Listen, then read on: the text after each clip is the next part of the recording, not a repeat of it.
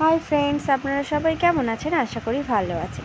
দেখতেই পাচ্ছেন এটি একটি ভাঙা ফ্লাওয়ার ভাস। আমার বাড়ির পাশে একটি বাচ্চা বেখেয়ালবশত হাত লেগে টি টেবিলের ওপরে এটি পড়ে ভেঙে গেছে। তো আমি তার মধ্যে থেকে প্রত্যেকটা টুকরো বেছে বেছে ওর মধ্যে রেখে দিয়েছিলাম তুলে, এবং সেটাকে ঢাললাম। ঢেলে প্রত্যেকটা কাঁচ আমি আলাদা আলাদাভাবে মেজারমেন্ট করছি যে কোথায় কোনটা কোনটা লাগবে। তারপর সেটাকে আমি লাগিয়ে ফেললাম। লাগানোর পরে সেটা পরিষ্কার করে ধুয়ে ফেললাম।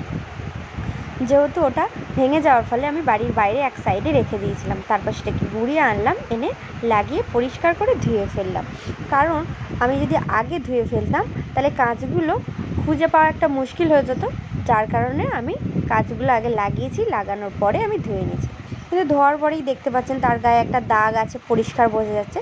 সেটাকে আমি বন্ধ করার জন্য ক্লে করলাম। ক্লে দুটোকে মিক্সড করে তার গায়ে একটা ডিজাইন বানিয়ে দিলাম।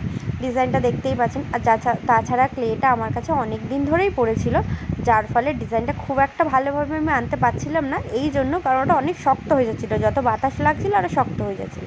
তারপর সেটাতে ফেব্রিক কালার করলাম, নিজের পছন্দ মতন ফেব্রিক কালার করলাম। সেখানে কিছু ফ্লাওয়ার এবং পাতা আমি করেছিলাম।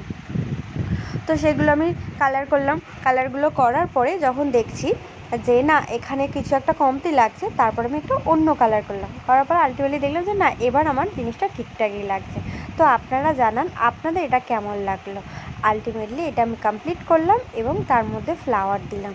তো তারপর লুকটা এমন হলো। তারপর যেখানেই ছিল টি টেবিলে তার ওপরেই ওটাকে রেখে দিলাম।